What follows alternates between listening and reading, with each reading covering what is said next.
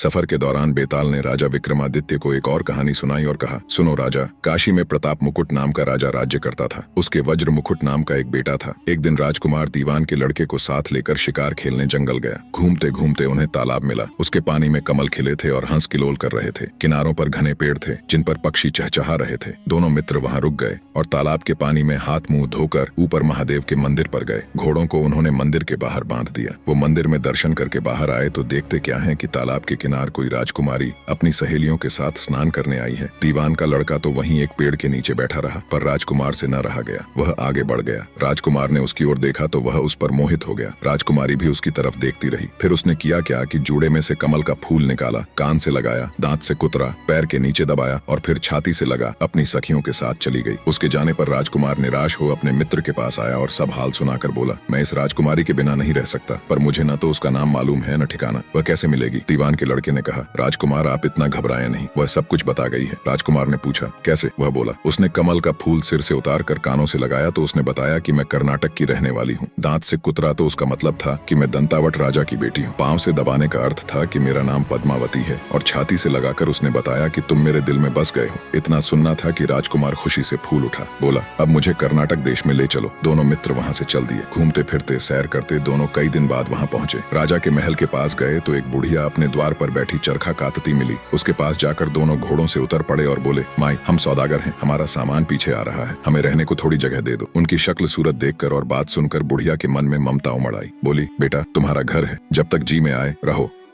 दोनों वहीं ठहर गए। दीवान के बेटे ने उससे पूछा, माई, तुम क्या करती हो? तुम्हारे घर में कौन कौन है? तुम्हारी गुजर कैसे होती है? बुढ़िया ने जवाब दिया, बेटा, मेरा एक बेटा है जो राजा की चाकरी में है। मैं राजा की बेटी पद्मावती की धाय थी। बूढ़ी हो जाने से अब घर में रहती हूँ। राजा खाने पीने को दे देता है। दिन में एक बार राजकुमारी को देखने महल में जाती हूँ। राजकुमार ने बुढ़िया को कुछ धन दिया और कहा, माई, कल तुम वहाँ जाओ तो राजकुमारी से कह देना कि जेठ सुदी पंचमी को तुम्हें तालाब पर जो राजकुमार मिला था वह आ गया है। अगले दिन जब बुढ़िया राजमहल गई तो उसने राजकुमार का संदेशा उसे दे दिया। सुनते ही राजकुमारी ने गुस्सा होकर हाथों में चंदन लगाकर उसके गाल पर तमाचा मारा और कहा, मेरे घर से निकल जा। बुढ़िया ने घर आकर सब हाल राजकुमार को कह सुनाया। राजकुमार हक्का बक्का रह गया। तब उसके मित्र ने कहा, राजकुमार, आप घबराएं नहीं, उसकी बातों को समझें। उसने 10 उंगलियां सफेद चंदन में डुबोकर गाल पर मारी। इससे उसका मतलब यह है कि अभी 10 रोज चांदनी के हैं। उनके बीतने पर मैं अंधेरी रात में मिलूंगी। 10 दिन के बाद बुढ़िया ने फिर राजकुमारी को खबर दी तो इस बार उसने केसर के रंग में 3 उंगलियां डुबोकर उसके मुंह पर मारी और कहा, भाग यहाँ से। बुढ़िया ने आकर सारी बात सुना दी। राजकुमार शोक से व्याकुल हो गया।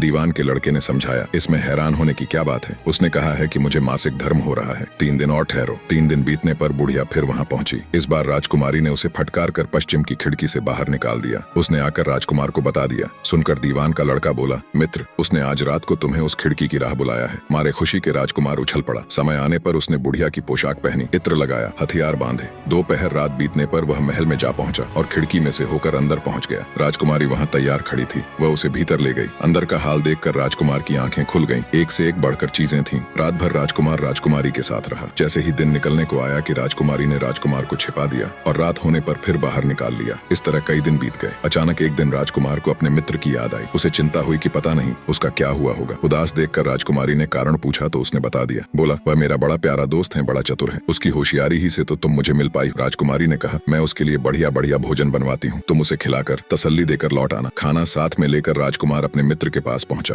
वे महीने भर से मिले नहीं थे। राजकुमार ने मिलने पर सारा हाल सुनाकर कहा कि राजकुमारी को मैंने तुम्हारी चतुराई की सारी बातें बता दी हैं, तभी तो उसने यह भोजन बनाकर भेजा है। दीवान का लड़का सोच में पड़ गया। उसने कहा, यह तुमने अच्छा नहीं किया। राजकुमारी समझ गई कि जब तक मैं हूँ वह तुम्हें अपने बस में नहीं रख सकती, इसलिए उसने इस खाने में जहर मिलाकर भेजा है। ये कहकर दीवान के लड़के ने थाली में से एक लड्डू उठाकर कुत्ते के आगे डाल दिया। खाते ही कुत्ता मर गया। राजकुमार को बड़ा बुरा लगा। उसने कहा, ऐसी स्त्री से भगवान बचाए, मैं अब उसके पास नहीं जाऊंगा। दीवान का बेटा बोला, नहीं, अब ऐसा उपाय करना चाहिए जिससे हम उसे घर ले चलें। आज रात को तुम वहां जाओ। जब राजकुमारी सो जाए तो उसकी बाईं जांग पर त्रिशूल का निशान बनाकर उसके गहने लेकर चले आना। राजकुमार ने ऐसा ही किया। उसके आने पर दीवान का बेटा उसे साथ ले योगी का भेष बना, मरघट में जा बैठा और राजकुमार से कहा कि तुम ये गहने लेकर बाजार में बेच आओ। कोई पकड़े तो कह देना कि मेरे गुरु के पास चलो और उसे यहाँ ले आना। राजकुमार गहने लेकर शहर गया और महल के पास एक सुनार को उन्हें दिखाया। देखते ही सुनार ने उन्हें पहचान लिया और कोतवाल के पास ले गया। कोतवाल ने पूछा तो उसने कह दिया कि ये मेरे गुरु ने मुझे दिए हैं। गुरु को भी पकड़वा लिया गया। सब राजा के सामने पहुंचे।